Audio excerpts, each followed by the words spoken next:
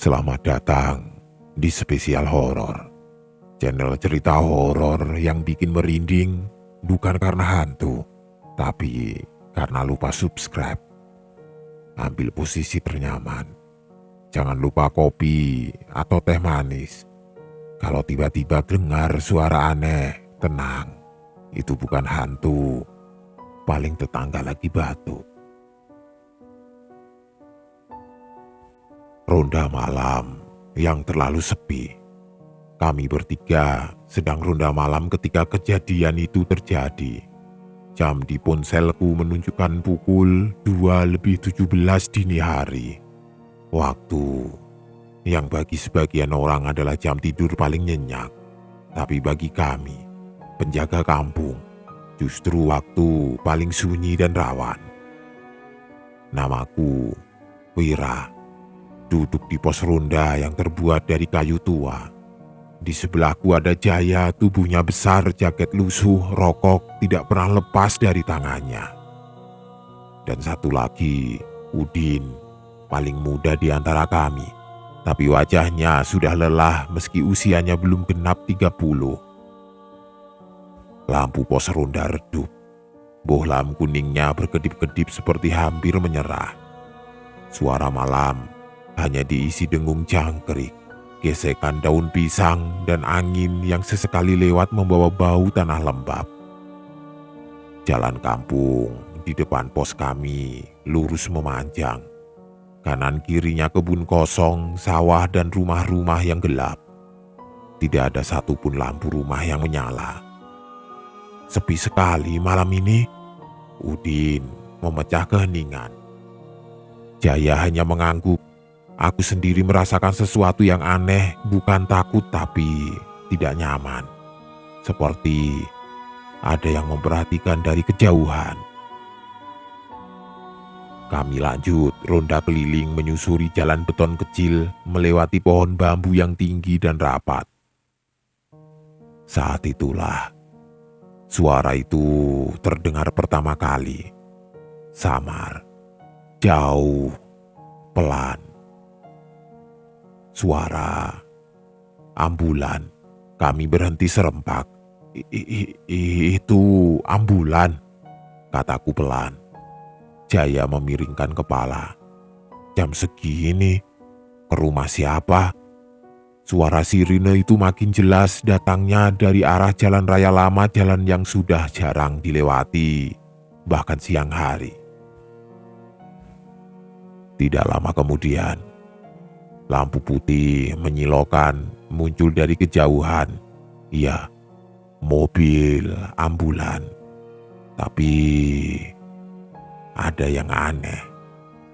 Ambulan itu melaju pelan, terlalu pelan untuk ukuran kendaraan darurat. Warna bodinya putih kusam, catnya mengelupas di sana sini, lampu rotatornya menyala tapi tidak berputar sempurna seperti macet, patah-patah. Yang paling aneh, tidak ada tulisan rumah sakit, tidak ada logo, tidak ada nomor darurat, hanya putih polos. Dan ketika ambulan itu melewati kami, kaca depannya gelap total. Aku tidak bisa melihat sopirnya. Tidak ada suara mesin, hanya suara sirine. Udara mendadak dingin. Bulu kuduku berdiri. Ambulan itu lewat begitu saja menuju arah kuburan tua di ujung kampung. Kami bertiga saling pandang. Perasaanku, aku tidak pernah melihat ambulan seperti itu, kata Udin. Jaya mengernyit. Rumah sakit mana yang mengirim ambulan ke sini jam segini? Aku diam. Perasaanku semakin tidak enak. Kami lanjut ronda tapi langkah jadi lebih pelan. Dan tanpa kami sadari, malam itu belum selesai. Sekitar 20 menit kemudian, saat kami hampir sudah sampai kembali ke pos, suara itu terdengar lagi, kali ini lebih dekat. Kami membeku. Lampu putih itu muncul lagi dari arah yang sama. Ambulan yang sama, tapi arahnya berlawanan, seolah baru saja berputar dari arah kuburan. Yang membuat jantungku hampir terhenti, kali ini pintu belakangnya sedikit terbuka, dan dari celah itu aku melihat sesuatu. Tandu. Di atasnya ada sosok terbaring. Tubuhnya tertutup kain putih, tapi bagian kaki menjulur keluar. Kakinya hitam, kaku, tidak bergerak. Udin tercekik. Ya Tuhan, ambulan itu lewat sangat dekat. Aku bisa mencium bau menyengat, bau mayat. Saat ambulan itu melewati pos ronda, lampu di pos langsung mati, gelap total. Sirine menjauh, lalu hilang. Kami bertiga tidak bicara apapun selama beberapa detik. Jaya akhirnya bersuara, suaranya gemetar. Itu bukan ambulan beneran. Kami memutuskan duduk kembali di pos. Tidak ada yang berani ronda lagi malam itu. Sekitar pukul 3:50. Datang Pak Wiryo, sesepuh kampung. Melihat wajah kami pucat, dia langsung tahu.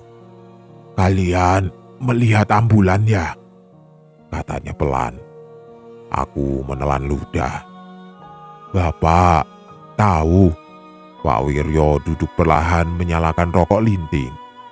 "Dari dulu," katanya lirih, "setiap ada warga yang akan meninggal tidak wajar, ambulan itu lewat." Kami terpaku. Pak Wiryo melanjutkan. "Dulu, sekitar 20 tahun yang lalu, pernah ada kecelakaan. Satu keluarga ditabrak di jalan raya lama. Ambulan datang terlambat. Supirnya panik, ngebut di jalan sempit, dan mobil itu masuk jurang dekat kuburan. Semua di dalamnya meninggal. Sejak itu ambulan itu sering terlihat jam 3 pagi, dan selalu tanpa sopir yang terlihat." Malam berikutnya, kami tetap ronda dengan rasa takut yang tidak bisa ditolak. Jam menunjukkan pukul 2:59. Kami berdiri di pos. Tiba-tiba, suara itu muncul kembali, lebih keras dari sebelumnya. Tapi kemudian ambulan itu muncul lagi. Kali ini berhenti tepat di depan pos. Sirine mati, sunyi, dan pintu belakang terbuka perlahan. Dari dalam terdengar suara nafas berat. Lalu suara pelan memanggil namaku. "Wira." Aku gemetar. Itu suaraku sendiri. Udin menangis tertahan. Jaya membaca doa dengan suara bergetar. Dari dalam ambulan, tangan pucat keluar menunjuk ke arahku. "Gantian." Bisikan itu terdengar jelas. Lampu ambulan berkedip, lalu mati. Saat lampu pos menyala kembali, ambulan itu hilang. 2 hari kemudian, Pak Wiryo meninggal. Bukan sakit. Ia ditemukan tergeletak di depan rumahnya dengan wajah ketakutan. Saksi mengatakan, jam 3 pagi, ambulan putih lewat. Sejak malam itu, aku berhenti ronda. Udin pindah kampung. Jaya tidak pernah bicara lagi soal ambulan. Tapi sampai sekarang, jika aku terbangun jam 3 pagi dan mendengar sirine jauh di kejauhan, aku tahu ambulan itu masih berkeliling, mencari penumpang berikutnya. Roda malam itu seharusnya berjalan seperti biasa. Tidak ada firasat, tidak ada mimpi buruk sebelumnya, tidak ada pertanda aneh sejak sore. Kami hanya menjalankan jadwal. Malam itu aku, Rangga, bersama Soleh, Imam dan Darto mendapat giliran ronda keliling kampung. 4 orang, 4 senter, 1 jalan kampung yang memanjang dan gelap. Jam menunjukkan 1:43 dini hari. Udara dingin menusuk kulit. Embun turun tipis membuat tanah berbau lembab. Langit gelap tanpa bintang. Bulan tertutup awan. Kampung kami berada di pinggir hutan kecil berbatasan langsung dengan kebun-kebun warga. Salah satunya kebun pisang di ujung kampung. Tempat itu jarang dilewati orang bahkan siang hari. "Lewat ujung kampung dulu," kata Darto pelan. Tidak ada yang membantah. Kami mulai berjalan. Semakin jauh kami melangkah, semakin sepi suasana. Rumah terakhir kami lewati. Lampu-lampu mulai habis. Yang tersisa hanya cahaya senter. Suara langkah kaki kami terdengar jelas. Karena tidak ada suara lain. Tidak ada jangkrik. Tidak ada kodok. Sunyi. Bahkan terlalu sunyi. Aku menyorotkan senter ke kanan. Deretan pohon pisang mulai terlihat. Batangnya hitam, daunnya lebar bergerak pelan tertiup angin. Daun pisang yang bergesek satu sama lain mengeluarkan suara. Srek, srek, pelan, panjang. Soleh menelan ludah. "Biasanya rame ya daerah sini," aku mengangguk. "Malam ini beda." Kami terus berjalan. Tanpa sadar, suhu udara menurun drastis. Saat kami hampir mencapai ujung kampung, Imam tiba-tiba berhenti. "Stop," katanya pelan tapi tegas. Kami semua berhenti. "Kenapa?" bisik Darto. Imam menunjuk ke depan. Aku mengarahkan senter ke arah yang ditunjuk. Awalnya tidak ada apa-apa, hanya batang pisang. Lalu aku melihatnya.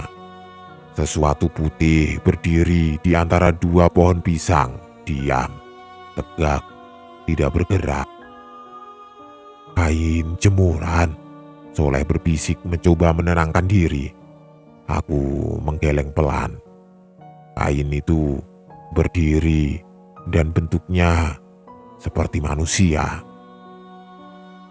Kami melangkah 1-2 langkah lebih dekat. Senter menyinari lebih jelas, dan itu bukan kain, itu pocong. Kain kafannya kusam, bagian kaki terikat, kepalanya miring sedikit ke kiri. Wajahnya tidak terlihat jelas, tertutup bayangan daun pisang. Pocong itu diam, sangat diam, tidak meloncat, tidak bergerak, seolah menunggu. Darto berbisik gemetar. Apa itu?" Kalimatnya terhenti. Karena dari balik pohon pisang lain muncul satu lagi, lalu satu lagi, dan satu lagi. Kami semua mundur refleks. Senter bergerak ke kanan, ke kiri, dan disitulah kami melihat kenyataan yang membuat lutut lemas. Puluhan pocong berdiri di dalam kebun pisang, berjejer, tidak rapi. Ada yang miring, ada yang condong ke depan, ada yang seperti menunduk. Tapi semuanya diam. Tidak ada suara loncatan, tidak ada jeritan, hanya hening.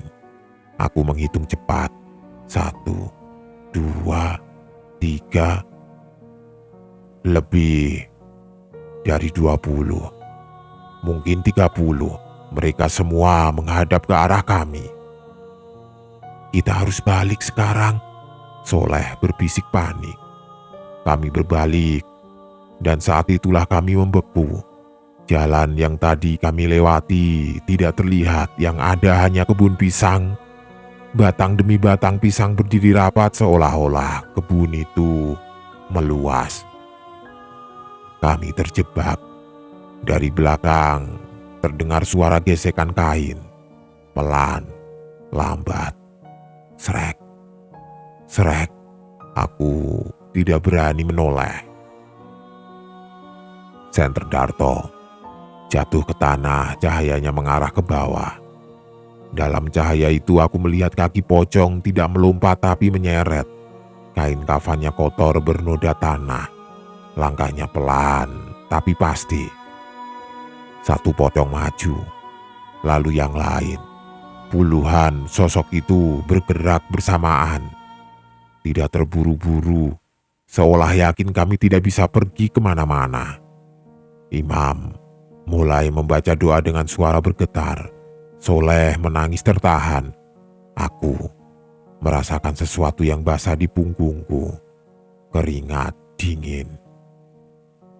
Saat jarak mereka tinggal beberapa meter, aku mendengar suara bukan dari satu arah tapi dari segala arah.